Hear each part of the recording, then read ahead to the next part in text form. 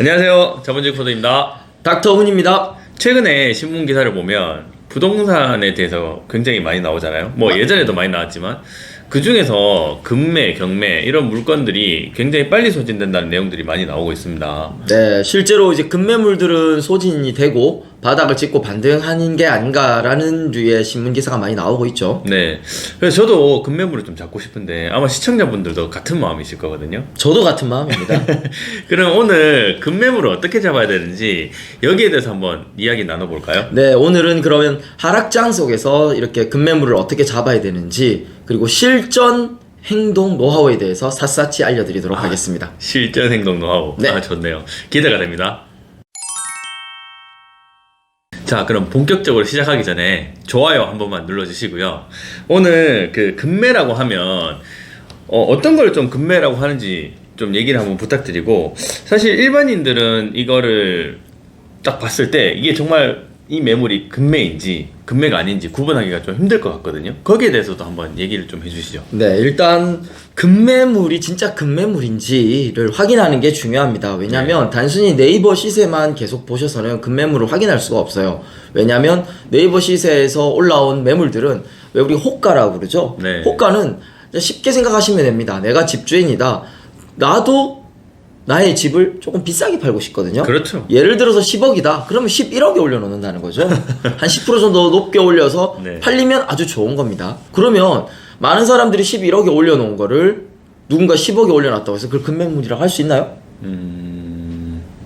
모르겠네요. 예, 호가 대비 기준으로 낮은 거는 금매물이라고 하기 어렵습니다. 네. 그러면 금매물을 일단 어떻게 좀 확인하는지를 좀 말씀을 드리면, 그래도 본격적으로 임장을 가기 전에 네이버를 기준으로 이렇게 많이 볼 겁니다. 네이버 부동산을 기준으로 해서 최신순으로 먼저 검색을 해보세요. 최신순으로 동일 평수를 쭉 해보면 동일한 물건들이 쭉 나오게 될 겁니다. 그러면 흔히 말하는 평균값, 시세라는 걸 알게 됩니다. 그 중에서 주로 중층 이상, 흔히 말하는 RR, 로얄동, 로얄층은 아니더라도 중층 이상을 기준으로 잡아보면 어느 정도 시세가 형성이 될 텐데요. 이 물건보다 그래도 적게는 5에서 10% 이상, 금액으로는 5천만 원 이상 싼 것들을 그래도 인터넷상에선 저희들이 금매라고 이렇게 하고요. 네. 그렇게 보면 또 하나의 또 중요한 인덱스가 될 수 있는 거는, 보통 우리 아파트 같은 경우는 1층은 좀 저렴한 편이잖아요. 네. 중간층 이상, 뭐 로열동, 로열층이 1층보다 싸게 매물이 올라와 있다. 그건 어느 정도 금매일 가능성이 있다라는 거죠. 그래서 그런 기준들이 있으면 좋을 것 같습니다. 거기에다가 금매는 사연이 있어야 돼요. 그렇죠.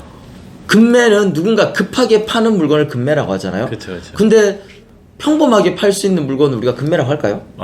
절대 안 그렇죠. 뭐 제가 집주인이라도 뭔가 뭔가 갑자기 돈이 필요하다. 그쵸. 그럼 급하게 내놔야지만 빨리 네네. 팔리니까 네네. 어쩔 수 없이 그렇게 급하게 내놓는 물건이 생길 수밖에 없겠네요. 맞습니다. 네. 예를 들어서 제일 많은 사연들이 비과세 물건들이라고 많이 말을 하거든요. 일시적 1주택 2가구 비과세, 또는 어떤 보유기간에 대한 뭐 공제, 이런 얘기들 많이 들어보셨을 겁니다. 그런 세금의 압박을 이기지 못해서 급하게 내놓는 경우, 아니면 요즘엔 최근에는 금리 인상기이기 때문에 이자 부담이 너무나 과도해져서 뭐 감당할 수 없는 경우도 생기고요. 다양한 경우들이 생길 수 있습니다. 그런 경우에 저희들이 이런 사연이 있는 물건들, 급하게 내놓는 물건들은 빨리 팔아야 되고, 또 그런 부분 누군가나 실매수자인 경우에는 그런 집들을 사면 좋다라는 거죠. 네. 조금 더 구체적인 기술을 좀 말씀드리면, 뭐 신도시, 뭐 15년, 20년 된 신도시, 오래된 때보다는 오히려 신축 대단지에서 많이 나옵니다. 네. 구체적으로 말씀드리면 한 4년차 정도 됐던 대단지 아파트들.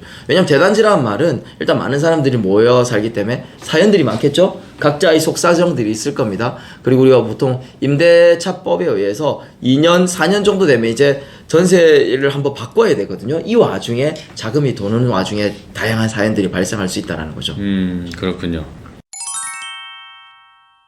사실 이것만으로는 좀 알기 힘들 것 같거든요.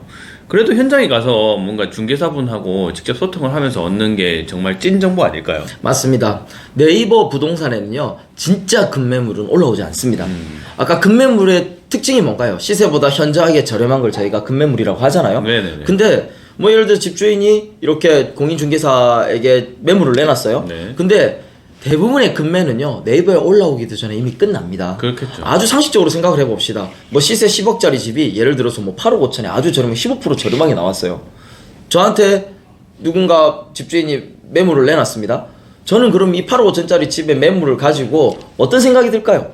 당연하겠지만 제 가까운 사람, 제 지인, 고객분들 중에 그동안 관계가 좋았던 사람에게 먼저 의사를 물어봅니다. 그걸 굳이 네이버에 뭐 인증 절차를 거치면서까지 막 이렇게 올릴 필요가 있을까요? 그러지 않다라는 거죠. 그래서 현장에 결국 발품을 팔아야 된다는 겁니다. 그러면서 이제 현장 공인중개사들을 많이 만나봐야 되고, 그러면서 어느 정도의 정말 인터넷 매물상에서 올라온 시세가 아니라 정말 나만의 시세 리스트를 만들어 보는 게 굉장히 중요하다고 할 수 있습니다. 네. 네, 말씀 들어보면 결국에는 네이버 부동산 그것도 자주 봐야 되고, 부동산 현지에 가가지고 중개사분들도 자주 만나야 되고, 결국에는 많은 발품을 팔아야 된다는 소리로 들리거든요. 어쨌든 간에 이거를 직접적으로 우리가 부동산 가서 소통을 하고 하려면 사실 뭔가 대화를 하고 그 상대방에게 원하는 대답을 얻어내기가 굉장히 힘들잖아요. 그러면 어떻게 하면 우리가 부동산에 가가지고 중개사분을 살살 꼬셔서 내가 그런 좋아하는 급매물을 좀 얻을 수 있을지, 그런 노하우가 있을까요? 네, 그러면 부동산을 잘 활용하는 직접적인 노하우에 대해서 말씀을 드리고 싶습니다. 이 내용이야말로 진짜 중요하다고 할 수 있거든요. 네. 찐 시세를 알아내려면 공인중개사분들과 좋은 관계를 유지해야 됩니다. 네. 그럼 무턱대고 어떻게 뭐 유지하느냐? 그리고 보통 뭐 내가 아는 공인중개사는 뭐 한두 명 있을 수 있거든요. 네네. 근데 그게 내가 원하는 지역의 중개사일 가능성은 낮다라는 거죠. 그러면 예를 들어서 요즘에 뭐 잠시를 예를 한번 들어보겠습니다. 잠시를 한번 쭉 임장을 가보면 얼마나 많은 부동산이 있겠습니까? 네. 그러면 제가 직접 쓰는 방법은 직접 한번 쭉 일단 둘러봅니다. 둘러보면 외부에서 이렇게 보면은 이 부동산이 좋은 부동산인지 아닌 부동산인지 어떻게 알 수 있을까? 알 수가 없어요. 그죠? 저는 들어가서 공인중개사분에게 안녕하세요, 혹시 뭐 좋은 매물, 뭐 급매물 나온 거 있나요? 비과세 물건 있나요? 직접적으로 바로 물어봅니다. 비과세 물건이 네, 있다. 비과세 물건이 있냐요? 물어보면은 그 중개사분들이 이제 대응이 좀 달라집니다. 달라지는 게 막 이제 그때 와서 막 장부를 뒤적거리거나 전화를 하시는 분들은요, 뭐랄까, 직설적으로 말하면 좀 준비가 덜 돼 있거나 일을 잘 못하시는 분들이 많아요. 네. 그렇게 딱 직접적으로 던졌을 때 이미 머릿속에 있으신 분들이 있습니다. 몇 동 몇 호 좋은 매물 나와 있는데 한번 들어보실래요? 아니면 이게 시세 얼마인데 얼마 이상 저렴하게 나왔어요. 바로 나오는 분들은 제가 이제 자리를 청해서 앉습니다. 한번 들어보는 거죠. 네네. 그런 분들은 이미 평소에도 준비가 되어 있고 확실하게 마무리까지 일을 깔끔하게 잘 처리하시는 분들이 많습니다. 이렇게 능력 있는 좋은 중개사분들을 만나는 게 좋습니다. 네. 근데 다만 이런 능력 있는 좋은 중개사의 요건 중에 하나가 또 급매물이라고 해서 아까 호가라고 말씀드렸잖아요. 네네. 매수자와 매도자 간의 중간에서 이런 의견 조율을 잘하는 분들이 정말 능력 있는 공인중개사거든요. 근데 네. 우리가 사는 입장이다 그러면 나중에 최종 금액 조율 단계에서 매도자에게 가격을 한 번 더 협상할 수 있는 능력이 있는 분들이 진짜 좋은 전 중개사라고 봅니다. 예를 들어 볼게요. 아까 우리가 비과세 물건이라고 단순히 말씀을 드렸는데 이 집주인이 예를 들어서 10억을 받고 싶어요. 아주 오래전에 한 4억에 샀습니다. 그럼 6억 이상 시세 차익이 나면 이거 뭐 세금으로만 2억 이상이 나오는 상황이 될 수도 있거든요. 그렇죠. 물론 이제 장기 보유 특별공제 이런 건 제하고 말씀을 드린 겁니다. 세금으로 만약에 2억 정도를 내야 된다. 그러면 아니 어차피 이 가격에 팔아서 세금으로 2억을 낸다라고 하면 차라리 1억을 깎아줘서 그 차액을 낮추면서 과표를 낮추면서 세금을 덜 내는 방법도 있어요. 네. 그래서 무슨 말이냐면 9억에다가 만약에 판다 그러면 세금이 8천만 원밖에 안 나와요.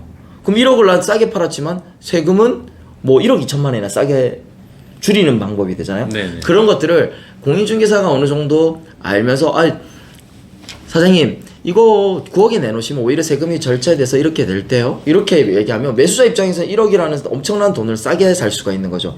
굉장히 그 중요한 팁입니다. 그래서 등기부등본을 활용해서 매수했던 금액과 그리고 뭐 임차인의 관계, 대출 관계 등을 다 파악해서 그런 부분들까지 조율할 수 있는 중개사분들이 계십니다. 반드시 계시거든요. 그런 분들에게 일을 맡기는 게 좋아요. 그럼 그런 분들에게 일을 맡기려면 어떻게 해야 되나? 그럼 이제 그 정도 능력이 파악이 됐어요. 그래서 저는 공인중개 수수료는 아까워하지 마라고 말씀을 드립니다. 꼭 보면 이거 마지막에 이거 뭐 중개 수수료 깎아주세요. 저는 그런 건 하지 마라고 말씀드려요. 오히려 내가 집을 1억이나 더 싸게 살 수 있는데 반대로 기본 수수료보다 더 드릴게요. 이런 얘기들로 동기부여를 해주시는 게 좋고요. 또 그 와중에 우리 그런 거 있잖아요. 사지도 않을 물건을 뭐 마지막 가격까지 깎는 건 우리가 상도이라고 아니라고 그렇죠. 얘기를 하잖아요. 상도이가 아니죠. 그래서 네. 실제 나 유효 매수자다 이런 뉘앙스를 풍겨줘야 돼요. 예를 들어서 제가 학교 발령을 이쪽으로 받아서요. 이 동네 집을 꼭 사야 되는 상황이에요. 근데 제가 제 금액은 이 정도밖에 없어서 제 목표 금액은 이렇게 됩니다라는 거를 좀 구체적으로 알려줘야 돼요. 그게 뭐 개인 정보라기보다 나의 정보를 많이 알려드리면 알려드릴수록 그런 능력 있는 공인중개사분들은요 적합한 물건들을 더 많이 찾아냅니다. 그런 부분들을 공인중개사분들을 활용하는 게 되게 중요할 것 같고요.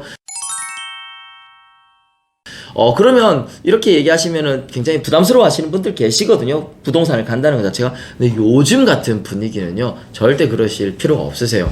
요즘에는 하락장일 때는 공인중개사분들 심지어 문 안 열어놓는 데도 많고요. 하루 종일 손님 한 군데도 없는 경우도 많아요. 가서 이렇게 드런드런 얘기하면 따뜻한 커피도 한 잔 주시면서 얘기를 많이 하는데 그러면서 친분이 쌓이는 거지. 내가 지나가면서 급매물 있으면 연락 주세요 라고 말 한마디 던지고 한다고 정말 그 공인중개사분들이 급매물을 그분들에게 줄까요? 절대 그렇지 않다라는 겁니다. 그래서 자주 가면서 친분도 좀 쌓아가야 되고요. 그리고 마지막에 진짜로 내가 매수할 집이라면 너무 예를 들어서 그렇다고 해서 한 지역의 부동산 대형 아파트 단지에는 1층 상가에 수십 개 있거든요.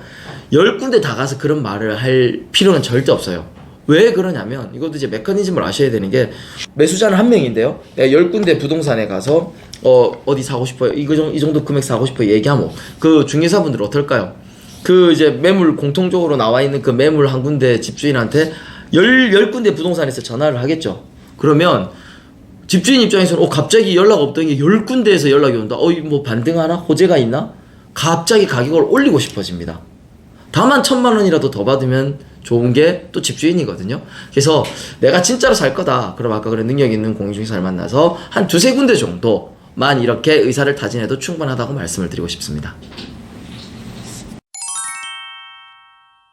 네, 그러면 말씀해 주신 대로 네. 뭐 여러 가지 돌아다녔어요. 여러 군데를 네. 돌아다녀가지고 뭐 선품도 팔고 발품도 팔아가지고 부동산에서 연락이 왔어요. 네.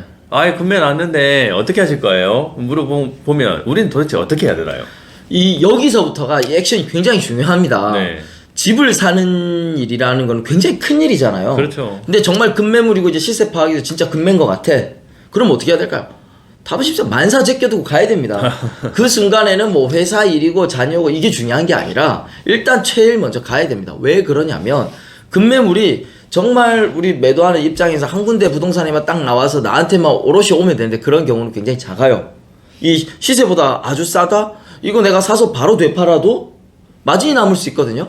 그렇기 때문에 속도전입니다. 만사 제쳐두고 바로 가야 됩니다. 그리고 그 이제 확인된 조건에서 별다른 이견이 없다? 그러면 계좌 확인해서 가계합금이라도 먼저 보내놔야 됩니다.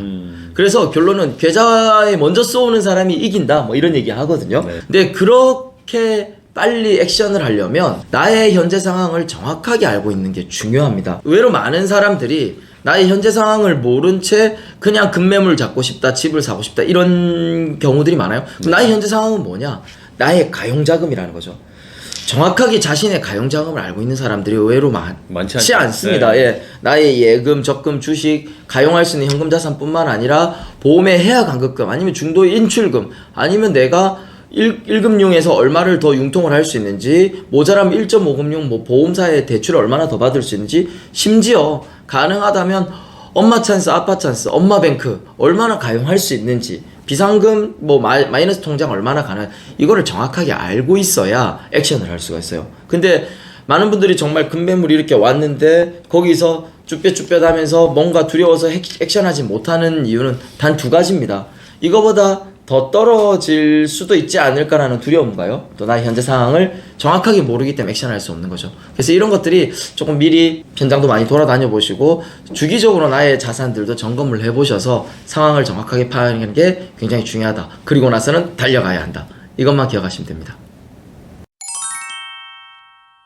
네, 오늘 뭔가 굉장히 좋은 말씀을 많이 해주신 것 같아요. 그러면 오늘 정보를 좀 잘 요약을 해가지고 급매물 찾으시는 분들은 다시 돌려보기로 한번 이야기를 들어보시고 좋은 정보를 잘 활용하셔가지고 이번 기회에 급매물을 잡아주셨으면 좋겠습니다. 저희는 다음번에 더 좋은 영상으로 찾아뵙겠습니다. 감사합니다. 감사합니다.